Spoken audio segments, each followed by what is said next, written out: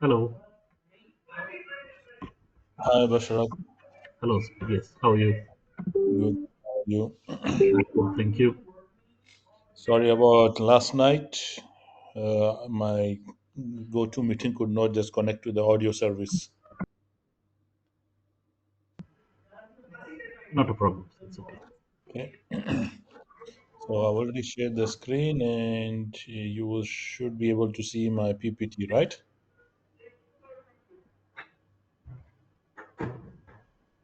You can see the PPT. Yes. Visible. Okay. Basharat, do you have any questions? Any quiz from yesterday? No, nothing necessary. Because, Are you sure? yeah. Okay. So this is the third module. For this, I was supposed to do it yesterday, but unfortunately, that technical glitch happened. This has no demo; it's only gonna be theory. Yeah, Okay.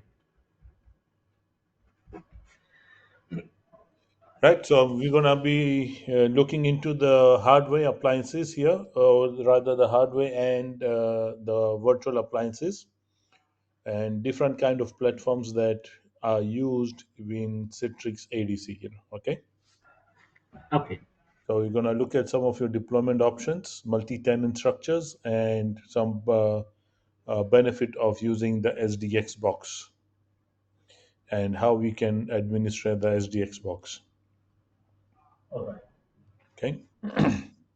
So first we're going to look at MPX. MPX is a physical appliance that can go up to 600, 160 Gbps, or basically it can go up to 260 Gbps now uh, because of number of fiber ports that have been added. Okay. And it has different models that come in for your different business needs. So if you type here Citrix ADC data metrics, right, you'll be able to get onto all your Citrix uh, products. Right, not this one,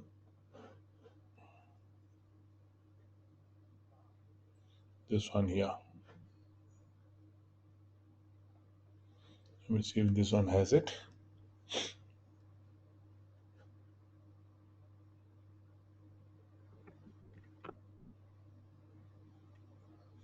This one right here. I don't know about the pricing. That will be done by the Citrix guys. All right. So this is all your Citrix hybrid multi-cloud license, Citrix platform license. Okay. These are the subscriptions now for Citrix customers. And you have the full capacity license as well. And if you want to compare, you can be comparing all the subscription, the feature for every subscription that you might have. Okay. So if you see here, I'll send you this link on the. This is all your features that comes with your universal hybrid and the Citrix license platforms. So these are all your metrics for the Citrix product. Okay, and if you see here also, it's an old one, I think.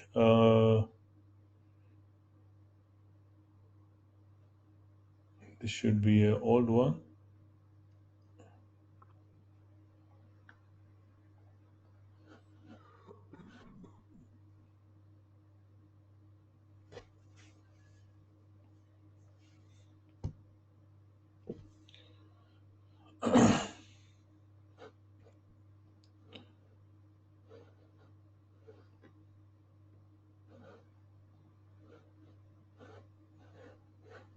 So if you see, this is a old one. They might have the new one coming up. So this is all about the Citrix document ADC, which is an old one actually. This is very old. This is for version 12, but not much difference between version 12 and 14. So you can be. downloading that as well. So when you look at the Citrix ADC license,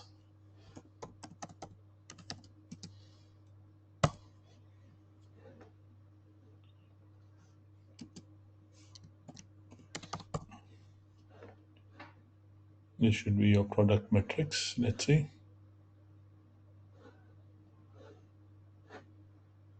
So these are all the product metrics that we have.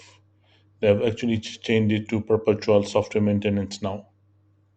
So this is end of renewal. So all this would be going out, or they have already been out basically. So you need to see which NetScaler version of yours is outdated, all right, and which one is in use, end of life. Yeah. Okay. So is there like a set of models that are currently supported with the newer OS version upgrades or something like that? This let's see.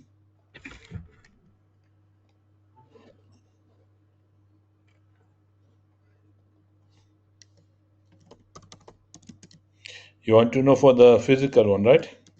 Yes. So this is those discontinued ones. So you can just have a look here. Yes. Otherwise, your administrator would have gotten an email. So these are the boxes MPX 1400, 14,000 series and SDX 14,000 series. They have been discontinued. Okay. Okay. And in use, let's say. So this is still in use 9100 that are still in use right now. So these are all the you will see it here. Uh, Otherwise, this is your these are all discontinued. This is the one that we have the latest 13.1 and 14.1. So these are supported still. So Okay. you can check on this. I'll share you this and then you can have a look. I'll put this in the chat.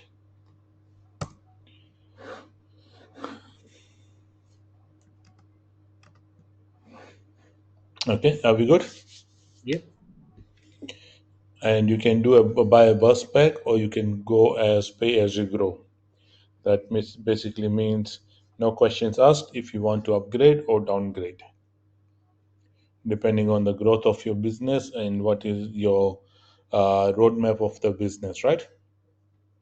So is the license like tied up to the throughput or some way?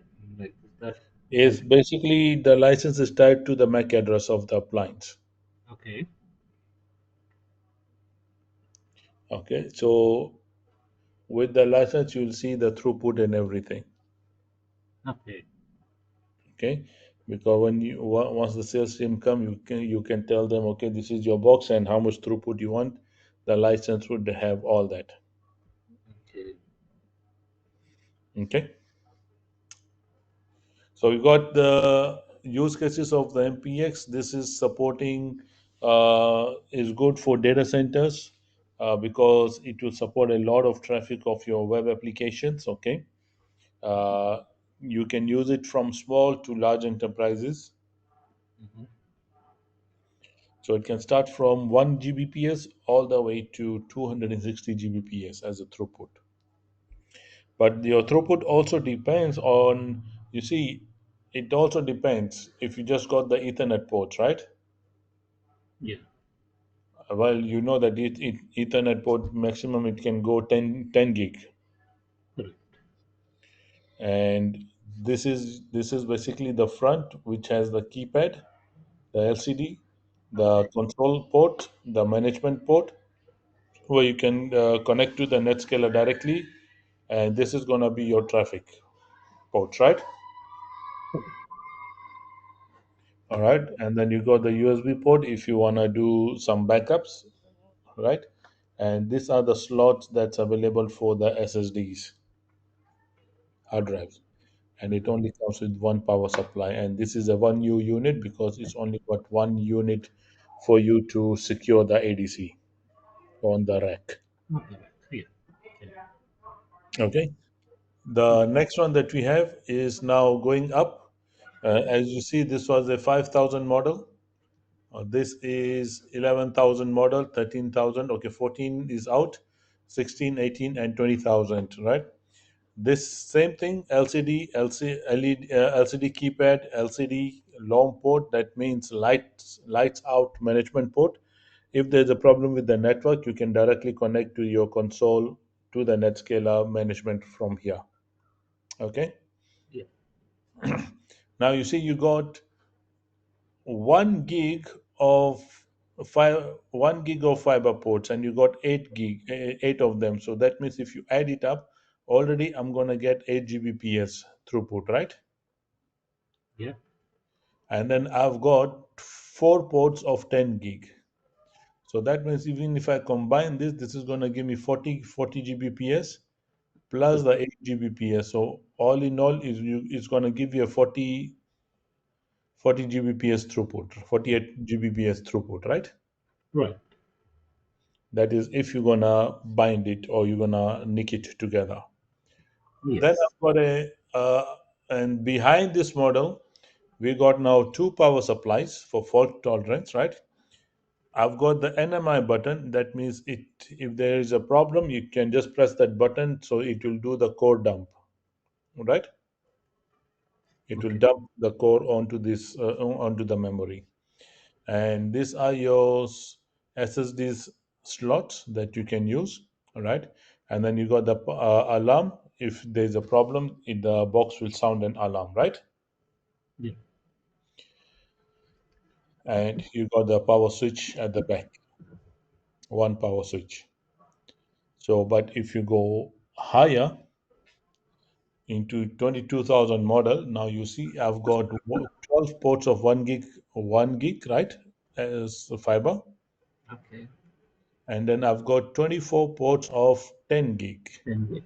Okay. So already you got 240 gig, right? Plus you say 12 gigs. So that's already 252 gigs of throughput. Right. Okay. So Yeah. this will depend now on your business need and what model of MPX you want. Yeah. Yes. And this model of MPX will come with 4 power supplies. And each one of these power supply will have its own LED. That means if it is green, that means it's healthy. If it is red, it is unhealthy, right? All you have to do is just take out the power supply and insert another one. So it can work on 3, 2, and 1. Mm-hmm. Okay. But rest of them is the same thing. Yeah. Yes. And then you got these are your SSDs that are being used, and these are the ones that are in reserve that you wanna. This is the SSDs, and this is the SATA, Okay. right? Are we good, sir? Yes. And if you wanna do with the keypad, it will tell you can do a basic monitoring and basic configuration, right? It will show you the ns.conf. Let's say you're the main guy but you happen to be outside, you can ask one of your team member and they can just go through the keypad and they'll tell you the configuration. Okay. Good. Yes. So this is one of the model that mpx that is also being used commonly, and also this one vpx, which is your virtual appliance. Now, the VPX will depend on what hypervisor you are running, right? Because you will download the file based on the hypervisor. Mm-hmm. Like I showed you yesterday, if there's a different file for your Hyper-V, there's a different file for your ESXi, right? Yes. Yes. So this is your VPX virtual appliance that can run on your hypervisor, any of the hypervisors in your cloud environment. Now, why do we use a VPX? Because one, it is easy for me to import the hard drive or that appliance and then use it for my testing for the POCs, right? Hmm. Okay. Or if you have a very small environment, then we can just give you the VPX. So it is running on either your uh, this runs on your any of your hypervisors, Windows, Linux, Docker, right? It can run on your Citrix hypervisor. It can run on your VMware ESXi. It can run on Linux KVM. It can run on Microsoft Hyper-V. It can run on Nutanix. It can run on Azure. It can run on GCP, right? It can run on AWS. So it can run on any one of these platforms, right? Okay. All right. Yeah. And as I said, we use it because if you want to do testing or POCs. Now, VPX will have all the features of your MPX and SDX, which are your physical box, but they will not have the VPX will not have a virtual MAC. It will not have a link aggregation protocol. All right. Tagging is supported. Okay. If your appliance is hosted on the Zen server or is ESXi. So if you want to take advantage of all this, you can configure that on the hypervisor, the host itself. Yeah. Okay.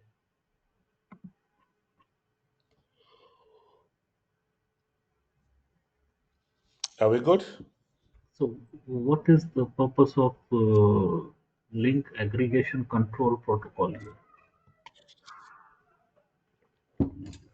Link aggregation, you got one port for your, let's say, your ADSL, right? Okay. You got another one for your satellite or something, right? Hmm. For bandwidth, right? You Okay. got you got it from another vendor. You got another internet link. So I will combine all this link together and put it into one port. Okay. That is your link aggregation. Okay. So you'll have your ADSL, you'll have your satellite, and you'll have your third part, another vendor of your ISP. So all of them into one port, right? All right. That is the link aggregation because you want to take advantage of more bandwidth. Clear. Are we good, sir? Yeah. So as I said, you can use it in your organization on the cloud. You can use it for testing. You can use it for your POCs, right? Hmm. So yes, it is scalable. It has multi-tenant infrastructure and it's best for the small to medium businesses. Small to medium businesses meaning maybe up to 100, 200 users, 500 users, 1000 users.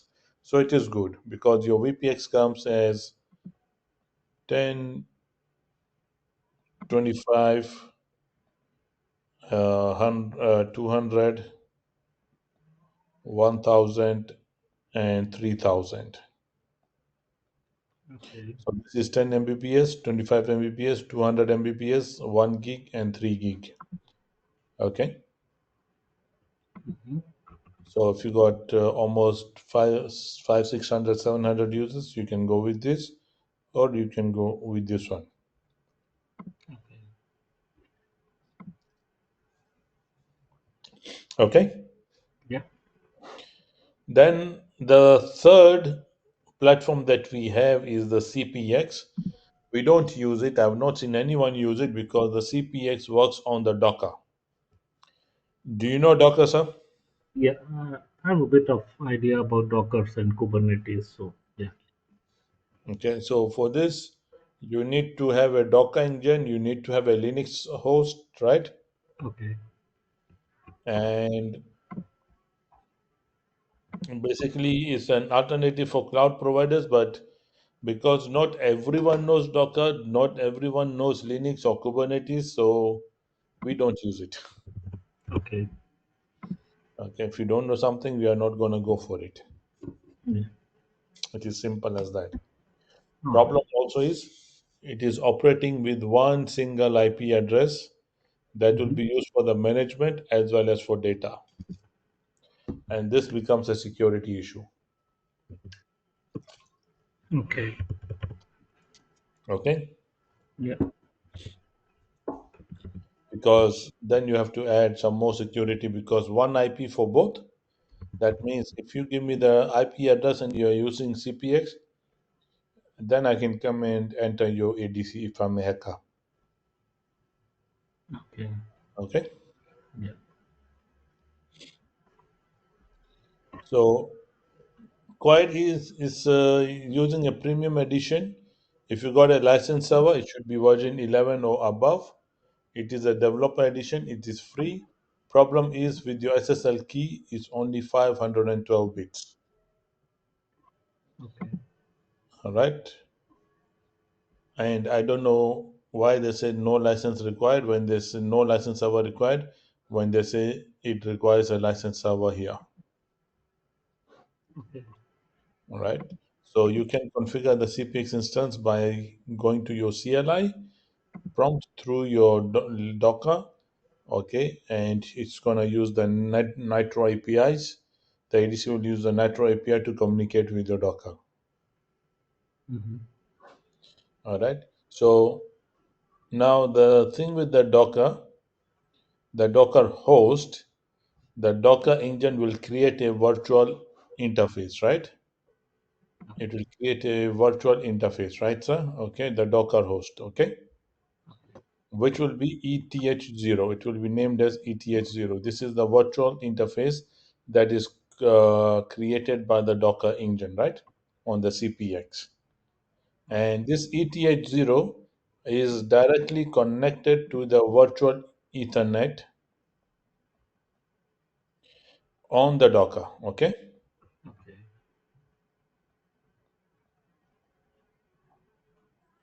All right. So this Docker engine and the Docker engine will also assign the IP address instance, maybe something like this one here, 172.17.0.0 slash maybe 16. Okay. This is the IP address that the Docker engine will assign, all right, Okay. to the CPX. And this is the IP that you're going to be using for your traffic and management. So this is what happens here. This is the Docker engine. It creates a Ethernet 0. This is the IP address assigned to this Ethernet 0, and this Ethernet 0 is directly connected to the virtual Ethernet of your Docker Hmm. host, right? Okay. And then you got to run the command to install the CPX using the Linux command. Yeah. Okay. So that is your CPX. That's why we don't use it. One, because very simple. Of one is the key size. Second, we are using only single IP address, right? Okay. All right. So it's only using one single IP address for the management of the ADC as well as for the traffic. That is why we don't use it. Are we good on this? Yes. And the fourth platform that we use, maybe some organizations are using, this is a bare metal virtual Linux appliance. Okay.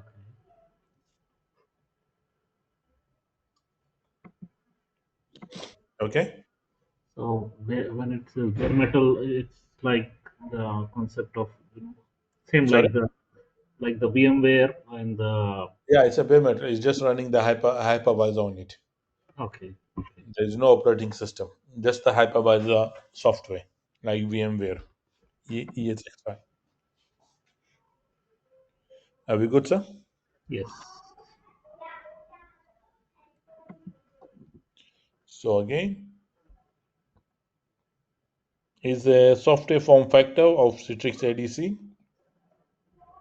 It's a bare metal Linux appliance, all right? And basically, you don't need any virtual machine or overhead as per them.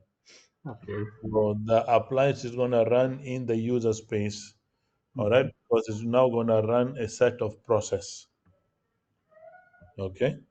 Okay. And it will have some standard tools for the Linux operating system that you can use for monitoring and managing it, okay? And you can use the BLX appliance that you can set it up as your orchestration.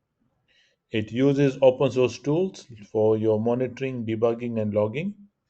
So it is cloud ready, easy to manage. You can have third party tools integrated.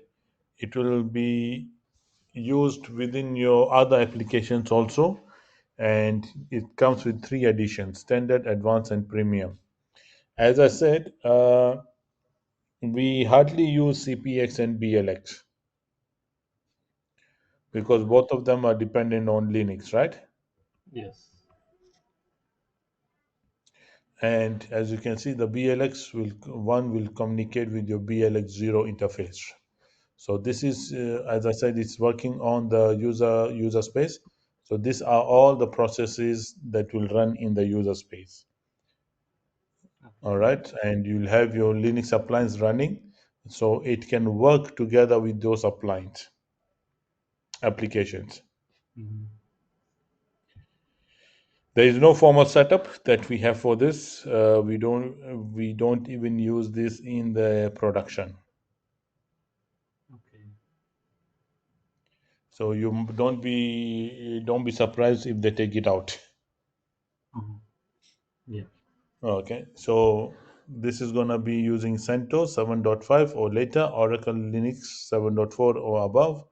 Oracle Cloud Infrastructure, it can work on that, and it can work on Ubuntu 16 and above.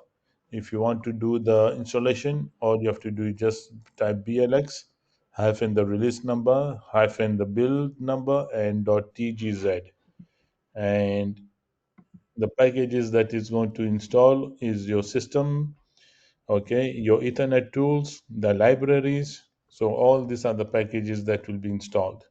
The Perl for your syslogs, so which means you're gonna download the installation package using that command, all right, and then it's going to install the BLX appliance on your Linux host.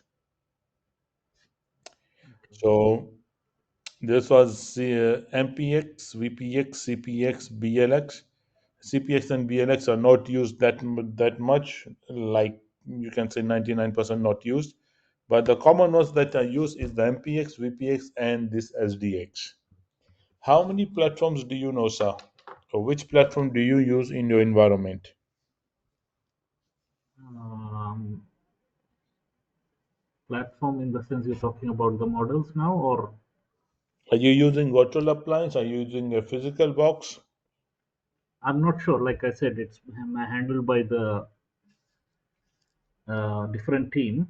So Hmm. I'm guessing most probably it's a physical appliance.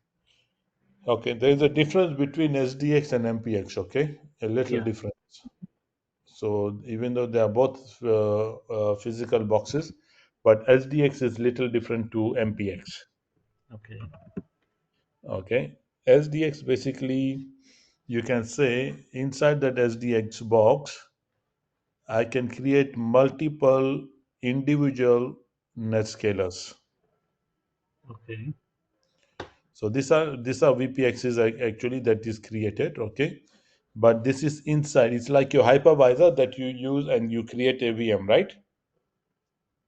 All right. Yeah. Okay, so in SDX, we use the SDX to create multiple individual instances of the VPX NetScaler. So that basically means I can assign this to company ABC. I can assign this VPX to company DEF, right? Okay. So they are individual. They have nothing to do with each other. They are independent. Yeah. Yeah. Okay. So how many partitions can I create in a NetScaler? Partitions. I'm not recollecting. In the NetScaler, I can create 512 partitions. Okay, back to partitions. Yeah, so basically, I'll give you one NetScaler and I will logically divide that NetScaler into 512 partitions. Like how you have your hard drive divided into C, D, and E, right? Yes. So same thing with the NetScaler. I can divide this in logically divide the NetScaler into 512 partitions. So it would serve like virtualization, like an No, no, individual no. load balancer, or No, you see, this is gonna be a NetScaler, right? yeah.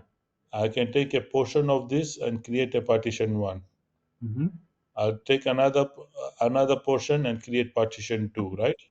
Yeah. On the same box. Okay. This partition will use all the same memory, the same CPU from the main box, right? Okay. But in the SDX, all these instances of the NetScaler, they'll have their own CPU, they will have it, their own memory dedicated. Like Okay. how you assign a memory and CPU to the VMs, right? Mm-hmm. Similarly, you will be assigning that same thing in the SDX box. Okay. So you got the SDX box. Inside that SDX box, it is using Citrix hypervisor. So if you see here, there's a pre-configured VM that will come with it. Okay, Okay. this is pre-configured hypervisor.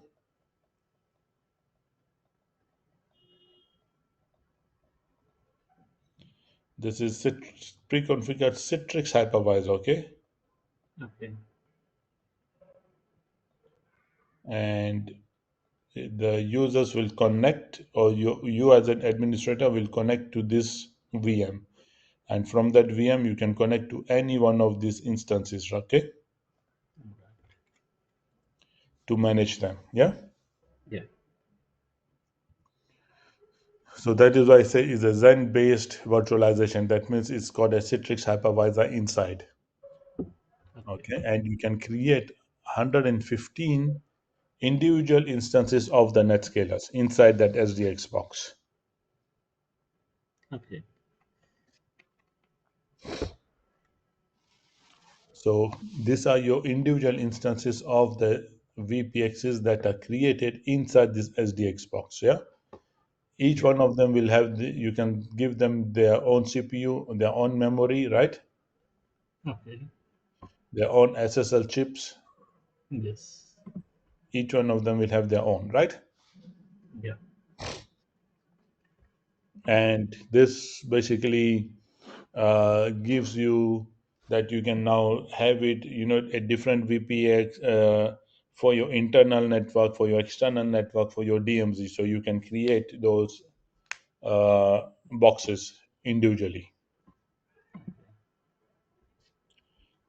Okay, this is good if you're running a service organization. Mm-hmm. Okay, like your service provider, you are an internet service provider, so you can be using this kind of solution. Yeah, Yeah. and we can have multi-tenant, but inside that SDX and VPX, I can create partitions. So in the partitions, there is no CPU or resource isolation. Mm-hmm. It will use all of them will use the same resource CPU from the main ADC, right? Yes. It is not version independent. It is not lifecycle independent. There is no HA independent. Okay, Okay. so it is all dependent on the main box. But when you go into the SDX, because it's an individual one, right? Like how I've created. Mm-hmm. It's an individual, so I can upgrade this one, but I don't have to upgrade any one of those. Okay, Okay. it is not dependent. Are we good, sir? Yes. And in the old days, We used to put firewall in between each one of our ADCs, Mhm. which we don't do it anymore because of the partition feature that we got now, right? Yes. Now, what's the benefit of using the SDX? It will give me a complete isolation. It will give me a complete independence of, so this box is independent from this box, this box, this box, right? All of them are independent, right, sir? Yes. So it is giving us a segmentation within the instances, Mhm. okay? And these are your multi-tenant instances up to, you can create 115 individual NetScaler inside this SDX box, and you can specify all the ports from here. Right. Are we good? Yes. Any questions so far? No. Good. Yeah. Mostly clear. Okay. So these are your, now this is the service VM. This is the whole component of the SDX box. It has an Intel processor. You Mhm. can do single root input output virtualization of the NIC card. That means I have a physical NIC card and I can virtualize this NIC card, right, to different instances. Yeah. And this is what we call SRIOV, single root, because this is the single root. This is your SR, and these are your IOV, input output virtualization, because all these NIC cards will communicate with the main NIC card for it to go out, send the traffic outside, right? Okay. There's CPU virtualization, there's input output virtualization, there is a service VM. As I already said, this is a Citrix hypervisor, right? So you as an administrator will log on to the service VM, and then you will then manage or send API calls to your different VPXs to manage the VPX, right? Yeah. These are your instances. Mhm. These green ones are your instances. Yes. Okay. So here your memory and the SSL card are dedicated. CPU and network, you can make it dedicated or you can make it shared. Okay. All right. Yeah. That means uh, every NetScaler, every instance will have its own kernel. Okay, Mhm. its own OS kernel, right? Okay. You can run version 13 on this one, you can run 14 on this one, and you can run 12 on this one. Doesn't really matter. Okay. Okay, Yeah. and one of the benefits is the RAM. The RAM is hard allocated, no sharing. The SSL card, which is used for your SSL offload, there is no sharing. The CPU, you can give it a hard allocation or you can share it. Yeah? Mhm. Have you got on this? Yes. And this is totally life cycle management isolation. That means I can go back and, you know, I can go back here and I can just update this one. I don't need to update all these two. So I can just go and update one instance. I don't have to update all the instances. Okay. All right. So I don't need to update them. So every Citrix instance ADC will have its own ADC OS kernel, right? And this can be upgraded independently. I don't need. They are not dependent on other instances. Okay. Sorry, I'm a bit confused here. Just now you told like if we upgrade it, like all of it gets upgraded, right? But Uh-huh. here it's saying that it's independent. So what will not get the kernel will not get upgraded on the individual level. Sorry, can you come closer to the mic, Barshan? The last slide we saw that everything gets, This yeah, one? no, the one after this I believe, or This one? after this. Not this.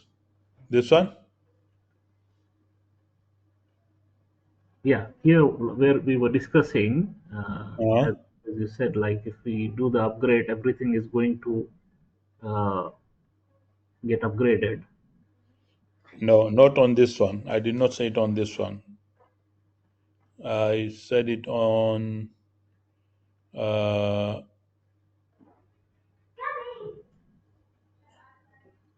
on this one. If Okay. you're using one ADC and you're just gonna do the partition, so Hmm. once you upgrade this one, you cannot upgrade a partition. You'll have to upgrade the actual box, Wait, wait. not on the SDX. So when you go into the SDX, I can upgrade this box. I don't have to upgrade the other boxes. Okay, okay, I that's don't. I don't even have to upgrade this box also, the main box. okay. Clear. Everything. Are we good, sir? Nothing right. Thank you. Yeah, thank you. Okay. So this is why it says you can up because every instance will have its own kernel, right? So you Yeah. can upgrade them independently. Hmm. All right. And if you want to do the version management, this is done at the instance level or so that the VM can be upgraded independently. So you can upgrade this box using the service VM. Yeah. Okay. And you can give me a total network isolation also because every instance will have its own connection table, will have its own routing tables, it will have its own IP stacks, right? Why? Because every box I've given every box their own network card. Why? I've virtualized their own network card, right? Okay. So this is your single root input output virtualization. So we're sending the traffic in and out of this main network card. Yeah. Yeah.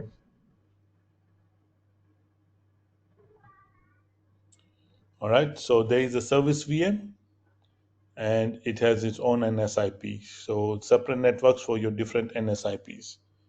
So what normally happens? This is your SDX box. Same thing like how you see it on MPX. You got a 10 gig port, so you got like almost eight ports, right? But Yeah. you can, when you go with the higher model, you can have more ports of the fiber. Okay. Are we good, sir?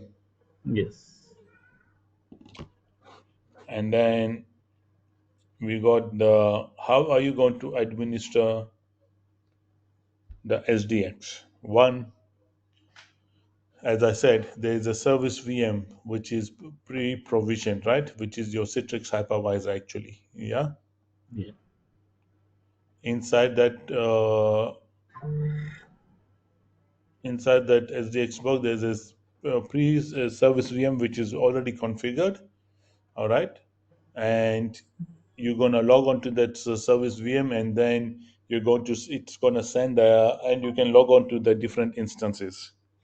For example, I will show you the instances in a moment on the slide, and you're gonna use that service VM to manage the whole SDX appliance. It is supporting your GUI, HTTP, HTTPS. It can use Java, C Sharp, and REST API. Okay. Okay. And this is what happens. The service VM will send all the API calls to the VMs for the management task. And service VM is accessible using your SSH or GUI. You can use it for monitoring capabilities on the service VM, and it will send all the uh, calls. All right. All everything is segregated or and aggregated except for the memory usage, right? So what happens is basically this. you can set a CPU pool, you can set an SSL pool, you can set the memory and the network pool, and you create a pool of administrators. So if you have a pool of admins, let's say admin one, and you have a pool one, all right, in that you have specified the memory, right? CPU, all right, so and you have assigned the administrator to pool one. So pool one administrator can only log into the pools. They cannot see other pools, right? Because you said, okay, you are just going to manage this pool. I've given you 2 gig memory. I've given you two virtual CPUs. This is what you can do with your own pools, right? Right. And this is your device level. So you, as an administrative having your domain, you can create virtual partitions to distribute your hardware resources. And every administrative domain will have its own resource with the CPU, memory, and SSL. And this is how your SDX box would look like. As you can see, these are your individual instances. That means individual NetScalers, okay? Mhm. And you can select any one of these. You can shut it down. You can upgrade. It will not affect other NetScalers. Okay. Are we good, sir? Yes. So this, and you can see under the events, you'll see all events. All right. You can see different host names. That means they are different NetScalers, right? Okay. Yep. And how you're gonna be, this is the whole dashboard. You will be able to see which interfaces are connected to which NetScalers, right? Instance. Right. So you'll be able to see as a whole of what is happening on your SDX box, yeah? Mhm. And with your whole instances inside, yes? Yes. And then one, how you going to create? Please give us an instance name, the IP address, the netmask, the gateway, and your VPX version, licensing, admin profile, and a description. So that is what you want to create first when you want to create a new instance of the VPX inside the SDX. Then you're going to determine what resources you want to give to them, right? And the username and password for your administrator account. You select your networking from here for your instance, including all the interfaces. Maybe you want up to 4, you can select that, right? Mhm. And make sure your VLAN settings for your instances are created and communicating in the backend, and a summary, right? Before you can provision the instance. Yes. Are we good, sir? Yes. So this is your platforms Mhm. that I have for you. Okay. Next would be your HA. I Let me will. know Yeah. if you are gonna be having your dinner soon. No. Still more than an hour later. Sorry? Uh, After 9. So still one more hour. Yeah. After 9, okay. Yeah. So I can do one more module, then it should take you to 9 o'clock, hopefully. Hopefully, yes. What's the time right now? I think it should be 8, yeah? Yes. 8 p.m. Yes. So when you say after 9, is it like 9 o'clock or 9:30 or so? Not a problem. We can. I mean, if you need to extend, we can go up to 9:30 as well. Okay. Right, sir. This is now the HA. Mhm. Okay. How have you done the HA? Do you know any idea? Have you got any idea of your setup?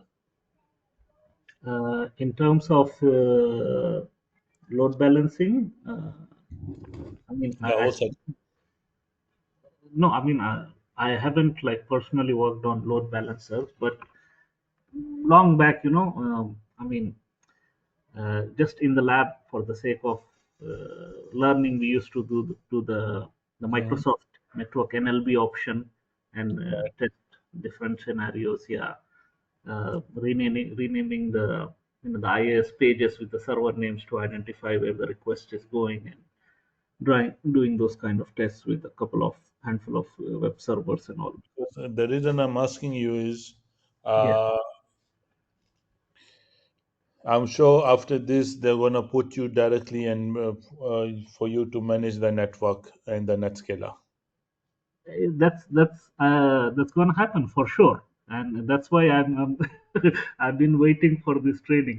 Like we I enrolled for this back in November, but then due to some circumstances there was delay from my end and then from the other side, and then this got pretty delayed. I was hoping to get this done last month.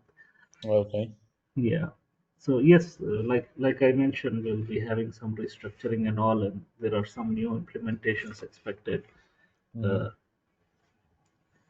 and also, I mean, we currently do also have a lot of things going on at work. So we did a bit of changes recently. Some of those things that were like surprising to me how this was done. So I believe that had to do with the URL redirects and stuff.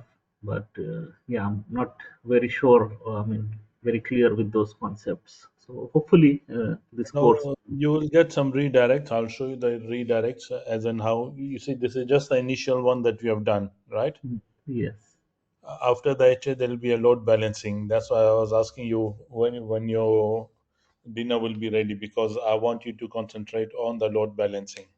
Because Okay. once you concentrate on the load balancing part, Yeah. uh, I'll just show you something. If you remember what we opened yesterday in the OneNote, Hmm. this is what we're going to be doing. This is where I'm going to be creating the servers, the services, binding them, and creating a whip, right? Yes. So I really want you to pay attention to that, yeah? Okay. Because after that is the uh, SSL offload. Okay. And with these three modules, that or rather four modules, I don't want to give you, overload you with the information Okay. Okay. because load balancing and SSL offload they are very critical and they can be having a lot of information. Yes. But Okay, but because I had a question here. I mean, specifically in terms of offloading, because we've been doing offloading like for 10 years now. I Mhm. mean, I'm curious if it's still the most recommended approach, or there are some new approaches being considered. Like, for instance, Exchange 2019 now, what we have in our environment, with the latest cumulative updates, Microsoft themselves are trying to, like phase out offloading. With the latest updates and patches, they are no longer supporting SSL offloading. Rather, they are saying like the encryption decryption, all of that should happen on the server level. Yeah, So you see, that is Microsoft for the Exchange server, right? correct. This is from the ADC. Right. So, what we normally do with the offload, we want to free up our servers from doing encryption and decryption. Right. So, that is why they're most probably phasing it out from the Exchange box. No. I mean, what they are doing is they are saying that with this new security release, if you are Mhm. doing SSL offloading on the load balancer, your Yeah, service will stop running because offloading is no longer supported to be, at the load balancer side. It should be bridging, and there should be no inspection or interruption to the traffic. I mean, I'm not very well familiar with the that concept of. won't happen because companies would probably say, we want to inspect the traffic. You see, no company Yeah. would say, I don't want my traffic to be going uninspected. Hmm. So I think they are trying to offload it from their server. You can do it from the load balance, your ADC from the ADC. Okay, I'll do one thing. I'll share the that specific link from Microsoft so you could take a look as well. What they did is they have introduced some. Yeah, Uh, share it. I will open it now. We can go through it. let me just look it up quickly.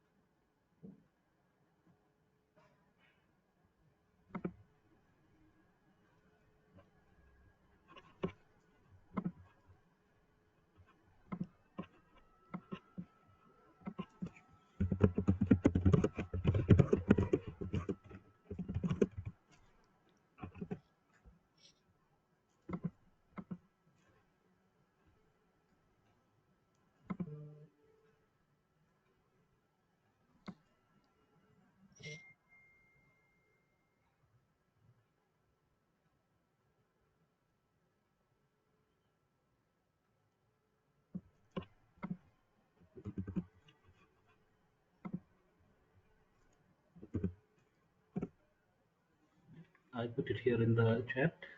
Yeah, learned on Microsoft Exchange plan. Okay, let's see. So Windows Extended Protection enhancement existing authentication in Windows 7 and mitigates authentication relay or man in the middle. Okay, is accomplished by the security information that is implemented through the channel binding. Okay, extended protection. Configuration of SSL settings is required to ensure the client connects to IIS virtual directories in a specific way with client certificates to enable extended protection. The required SSL flags are SSL and SSL 128. SSL offloading will terminate the connection on a device between the client and the Exchange server, right? Then uses a non-encrypted connection to the Exchange server. You go down, further down. Okay, this is SSL bridging. Yeah, This is so the here it's basically like defining the terms, I believe. yeah. So where do you see that? Further down, please. Yeah. No, no, a little up, I guess. TLS requirement and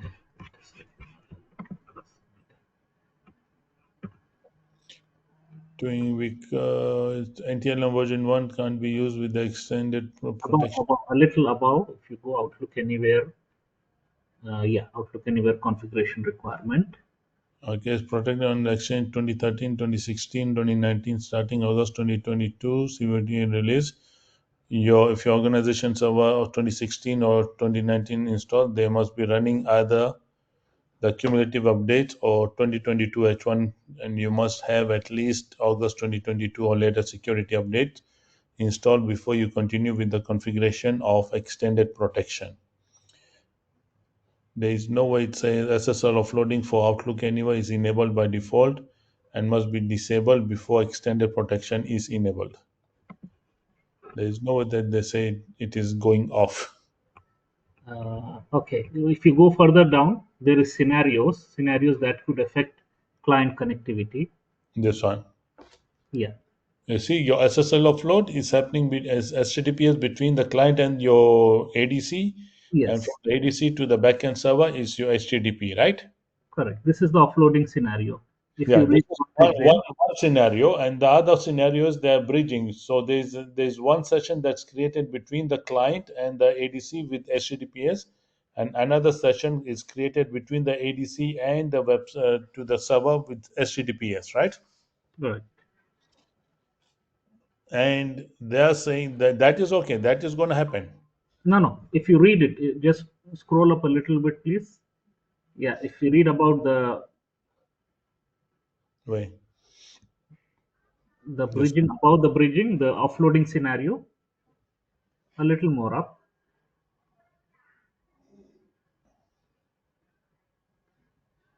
No, no. We are under the scenarios. This is And the with this is asset, scenarios. yeah, offloading part, yeah. Yeah. So extended protection isn't Isn't supported supported. environments that use SSL offloading.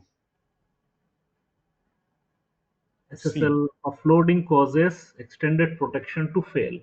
You must yes. not be using SSL offloading with your load balancer. If that is if you're going to be using extended protection.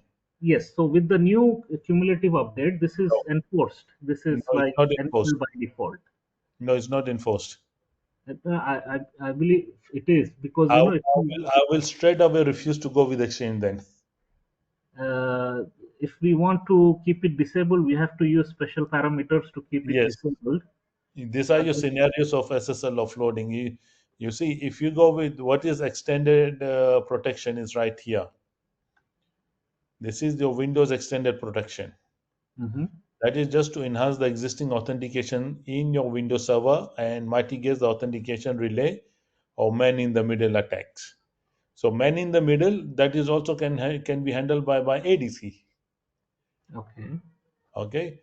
Extended protection is just to control the behavior for checking channel binding tokens. That's it. If they are going to ask me or the companies that okay, you are going to use extended protection and you can't use SSL offload, there will be a lot of companies that will say thank you very much Okay. Like, because that's not the only issue, like for the whole year, uh, we have an unusual setup on our side where while we acquired Office 365 services and we are utilizing Teams and Mhm. hybrid Azure AD, the identities are synced to the cloud, but I'm not sure if this is due to the governance sake or what, but See, like they said, you, Office, they don't you want. Sorry, when you use SSL offload, I understand that they are terminating the inspection is happening or yes, the inspection load is being taken off from the servers and it is happening on the load balancer side. right, And also it also helps them to like I monitor said the traffic. discussing yesterday, yeah, track the connectivity of the connections, where it's coming from, the client IP, the other header details and stuff, to get a clarity, I believe, in terms of who is connecting from where and who sent the email. So So yeah, that would be there, right? yes. Okay. So that So, is one of the reasons why the security, they insist to keep this. But on the other hand, like when we were having the implementation done by Microsoft, because there is an integration with on-prem exchange, between on-prem exchange to the exchange online, yeah. since our company, they like I said, they don't want to go to exchange online, because what here in Saudi, the trend so far going on for the last couple of years So you is see, like, you can avoid your SSL offload or not configure the SSL offload for your exchange service. So you can implement that. That is fine. okay, Because you can do the SSL offload on a service or you can bind it globally, right?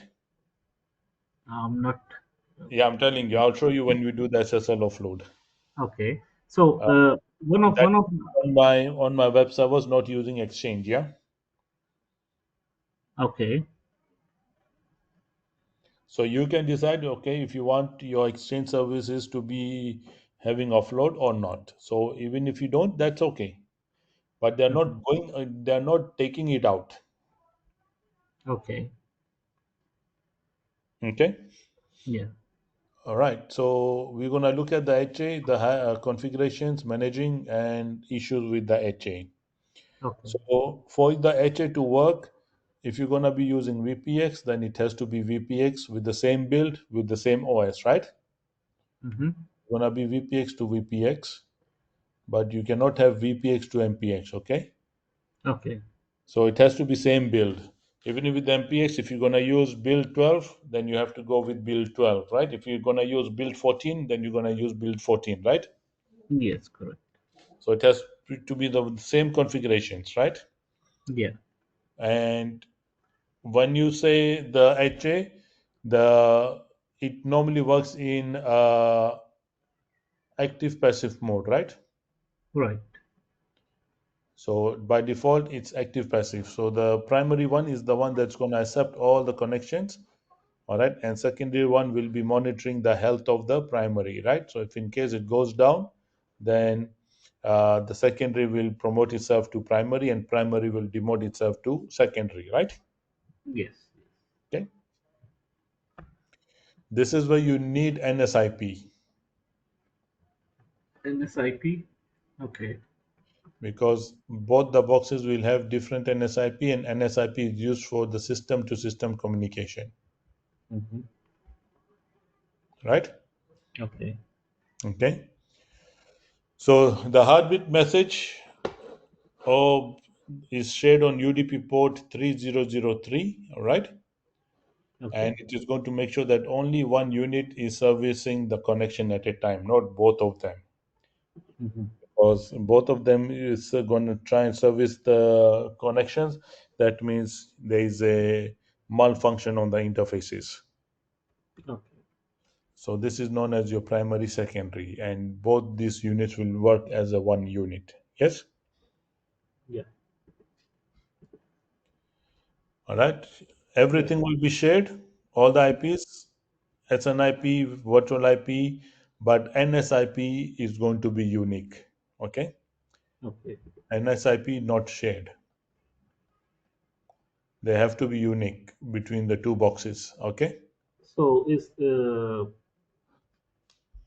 this is like if we look at it similar to the clustering concept, it's like the individual host IP. Yes. So if you want to active, then you have to create a cluster. Okay. Okay. Are we good, sir? Yes. So it will have a ARP table built on the primary. The ARP table will have the IP addresses and the associated MAC address. Hmm. And this is your HA.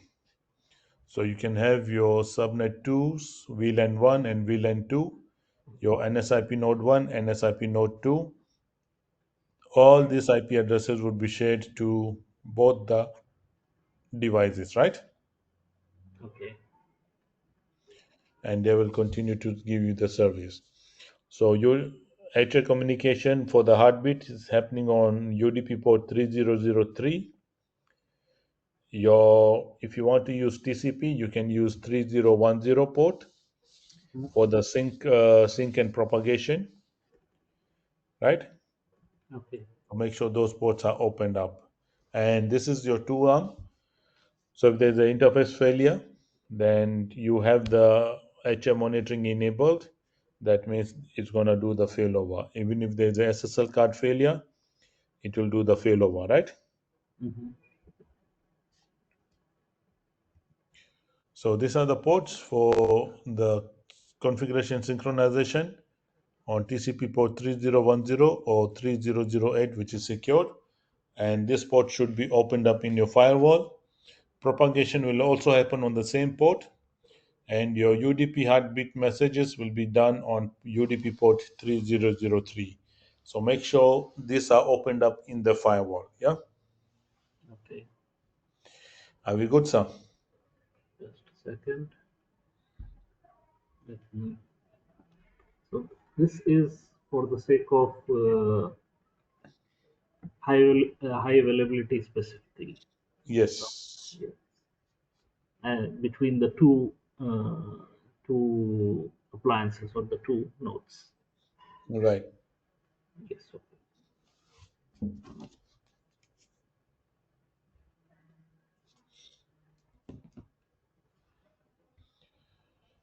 And these are your automatic configuration synchronization. So whichever node comes first will come in the secondary. Then it will issue a synchronization, and then a failover will happen. So that means the secondary will now turn into primary, right? Yeah. So you need to have the same build versions on the ADC, and if they're not same, then synchronization will not happen. Okay. And because of that, secondary will go in listen mode only, right? Right. And so all your files are synchronized from the primary to the secondary, and sync is done via using rsync using an SSL tunnel by default. And all the files are synced in your nsconfig, and whatever subdirectories, the where and license, all those are synchronized. So you need another license now because of the perpetual license. I think there's some changes in the licensing working, right? Okay. But otherwise, before, if you wanted to do HA, you had to have two licenses. Okay. So the configuration that you're gonna do for the HA, Mm-hmm. make sure it's the same type of appliance, same RPC node password, and all the ports should be opened up, right? Okay. And before you can configure the HA, make sure your NSIP of your both devices are unique. They are not same, just to avoid any IP conflicts. Okay. You cannot use the same NSIP on both the boxes, Mm-hmm. right? Okay. And this is where you specify the remote node IP address, the username of the remote one, and the password. Make sure you use the same password for on the same on the boxes. Mm-hmm. Remote mode. Okay. Okay. For example, if you're using password one, you use password one on both the boxes. Yeah. Yeah. And you can do some additional settings. These are your settings that you can do. Enable, that means it is actively participating. Stay primary, that means you're doing some kind of maintenance or you're doing some kind of testing, right? And stay secondary, also you're testing the secondary box, or maybe you're upgrading the NetScaler, right? Okay. Okay. So basically what happens is when you want to upgrade, you're going to first change the status from enable to stay secondary. Then you're going to upgrade this box first, the secondary box first. Okay. Okay. So when the upgrade is done, you remove it from the stay secondary, you do a force failover, and then this primary will become secondary. Then you issue the same command, stay secondary, then you upgrade this box. Okay. And then these are all your synchronization, HS synchronization.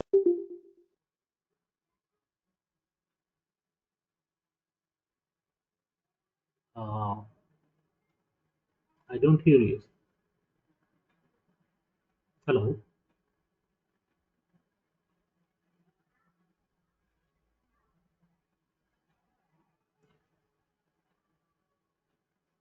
Yeah, I'm not hearing a sound anymore.